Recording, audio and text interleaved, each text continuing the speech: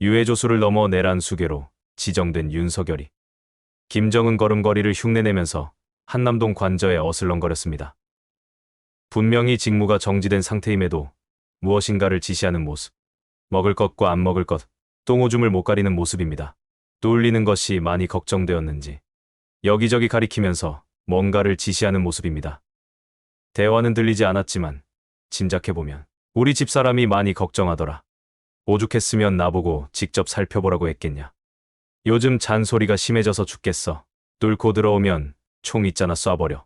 내란 수괴가 출몰한 시간에 변호사 수임도 안 한 자들이 또 나섰습니다. 변호사 수임계는 내지 않고 기자회견을 여는 변호사들. 유해조수도 가축이 될 수 있다며 함부로 대하지 말라고 말합니다. 유해조수이자 내란 수괴를 체포하려 들면 직권남용 및 권리행사 방해죄 현행범으로 경호처는 물론 일반 시민들에게 체포될 수 있다는 윤 측 변호사. 자신은 멧돼지 종류가 아니라면서 겁먹은 개소리를 지저댔습니다. 공수처의 체포영장 집행이 임박하자 윤석열 대통령 측 변호인단이 돌연 제안을 했습니다. 기소를 해라. 아니면 사전영장을 청구해라. 그러면 법원 재판에 응하겠다. 이런 입장입니다. 피의자가 수사 대신 재판을 받겠다고 언론을 통해 통보한 겁니다. 설령 총격전을 한다 해도 경호처에서 윤석열 체포를 막지 못할 거라는 불안감에 어떡하든 시간을 벌어보려는 수작질이긴 한데 부리는 수작질들이 한결같이 재수가 없습니다. 영장을 청구하면 법원에는 출석한다는 이야기인가 들어봤습니다. 자신들이 원하는 법원에 영장을 청구하고 자신들이 만족할 만큼 경호가 갖추어지면 응하겠다고 말합니다. 유해조수 내란 수괴 무리들의 주장은 자신들이 인정할 상황이라면 응하겠다는 것입니다. 수사도 법원의 영장도 헌법재판소도 모두 마찬가지라고 말합니다. 그러면서 서울중앙지법에 청구해야 응하겠다는 단서도 달았습니다. 공수처 관할 법원은 서울중앙지법이라 서부지법에 청구한 영장은 불법, 무효라는 기존 주장을 되풀이하고 있는 겁니다. 참으로 유해조수, 내란 수괴 일당들 다운 발상입니다. 이런 생각을 할 수 있다는 것 자체가 놀랍습니다. 하지만 앞서 법원은 윤 대통령이 머무는 관저가 용산구에 있고 서부지법 관할이니 문제없다며 윤 대통령 이의 신청을 받아들이지 않았습니다. 대법관인 천대엽 법원행정처장도 사법 절차 내에서 다투고 적법한 절차에 따라 이뤄진 재판 결과에 대해서는 승복하는 게 법치주의를 지탱하는 근본 동인이라고 강조했습니다. 윤석열이 임명한 대법관 입장에서 쌍욕은 못하겠고 제발 정해진 헌정 질서를 따라달라고 저렇게 말하면서 얼마나 속이 답답할까 싶습니다. 윤 대통령이 판사를 골라 법원 쇼핑을 하고 있다는 지적도 나옵니다. 더군다나 가관인 것은 이런 황당한 요구를 하면서도 윤석열이 애틋한 마음으로 은혜를 베푸는 것이라며 너무나 자연스럽게 말하고 생각한다는 것입니다. 하지만 윤 대통령 측은 이런 제안을 선의로 둔갑시켰습니다. 고생하는 경찰들이나 경호처 직원들 고생하는 경찰들이나 경호처 직원들. 이런 희생을 더 이상 볼 수 없다는 입장에서 이런 희생을 더 이상 볼 수 없다는 입장이랍니다. 이런 희생을 더 이상 볼 수 없으니까 영장은 중앙지법에 신청해야 하고 만족할 만큼 경호 상태가 준비되면 그때 봐서 사법질서에 응하겠다고 말하면서 한남동 관저에서는 뭘 하고 있을까요?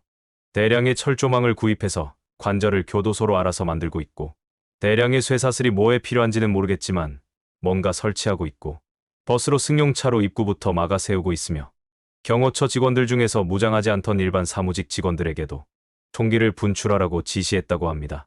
윤석열은 경호처의 경찰과 교전하라고 명령한 것입니다. 그래도 평생을 검사로 살아온 놈인데 산에서 민가로 내려온 멧돼지처럼 난리법석을 떨고 있습니다. 한 발 물러선 것으로 선의로 해석해 주시면 좋겠습니다.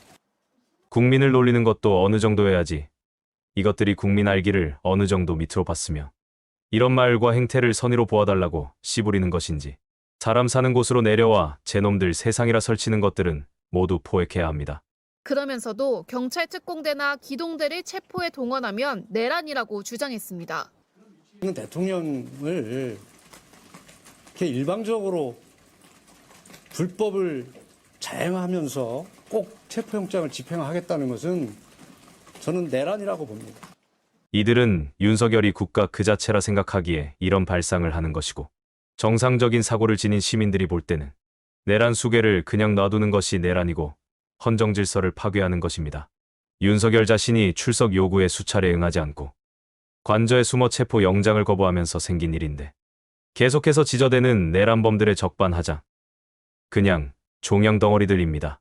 아무것도 안 했는데 혼나는 개가 있습니다. 새끼들이 놀라자 어미 개가 무섭게 달려왔습니다. 재미로 보시라고 올린 것이지 아무런 의미가 없습니다. 절대로 누군가를 떠올리라고 올린 건 아닙니다. 한남동 관저에 사과를 좋아하는 개가 삽니다. 달려온 어미개가 하는 것처럼 이유도 처지도 묻지 않고 얼마나 닥달했으면 경호 상태를 점검하려고 김정은 걸음걸이로 저렇게 내려왔을까요? 아빠개의 행동으로 볼 때 한두 번 혼난 것이 아닙니다. 일상사가 혼나는 삶이 아니면 저리 겁을 먹지 않습니다. 개가 이족보행으로 두 발로 서서 저렇게 할 수 있게 되기까지 엄청난 노력으로 어미개에게 혼나는 삶을 살아야 합니다. 물고 때리지만 말아달라는 아빠개의 처절한 몸부림. 오늘 김건희가 흰 패딩을 입고 개를 산책시켰다고 합니다. 영상에서 어미개가 우연히 흰색 계열입니다. 내란 수괴 윤석열은 어떻게 산책시킬까요? 목줄 메고 밖으로 나온다고 다 산책이 아닙니다. 산책이 아니라 학대에 가까운 모습입니다.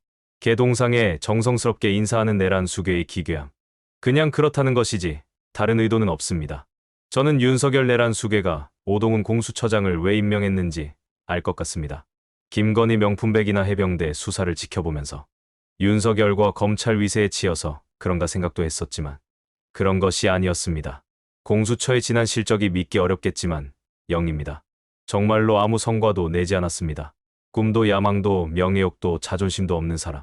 배신도 충성도 하지 않으면서 적을 만들지 않는 사람.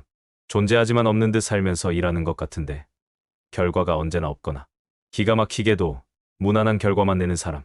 주머니 속에 송곳이 되지 말자고 아침 저녁으로 100번씩 다짐하고 사는 사람. 좋게 말하면 법 없이도 살 사람이지만 누구에게 책임을 물어야 하는 결정을 못하는 사람. 결단을 내려야 할 자리에는 절대 가서는 안 되는 대표적인 사람. 자기 발로는 절대로 책임지고 자리에서 내려오지 않는 사람. 오동훈이 그런 삶을 살아온 사람이기에 그렇게 살아온 것처럼 살다가 주는 월급 받다가 은퇴하라고 수장으로 앉힌 것입니다. 국민 80% 가까이가 지지해주는 일을 못 해낸다는 것은 정말로 짜증이 폭발합니다. 법사위원들도 대부분 저처럼 생각했나 봅니다. 한결같이 경찰의 협조를 구하고 맡기라고 당부했습니다. 이 공조본의 생명은 공조수사다. 경찰의 노하우와 경찰의 장비와 경찰의 능력을 우리 공수처가 제공받는 것이 4월이 걸린 문제다라고 설득할 생각이 있습니까? 없습니까? 좀 더 낮은 자세로 굉장히 적극적으로 임하겠습니다. 이번엔 제발 아무것도 하지 말고 경찰이 하자는 대로만 해라. 오동훈 공수처장. 고 최상병 순직 1년 6개월 만에 내일이면 박정훈 전 해병대 수사단장의 항명죄 1심 선고가 내려집니다. 이렇게 박 전 단장이 항명죄로 수사를 받고 또 재판을 받는 동안 사건의 핵심 인물 임성근 전 해병대 1사단장은 정책 연수를 다녀왔습니다. 항명수괴라는 거창한 죄목을 뒤집어 씌워 윤석열이 작심하고 구속하려 했던 박정훈 전 수사단장.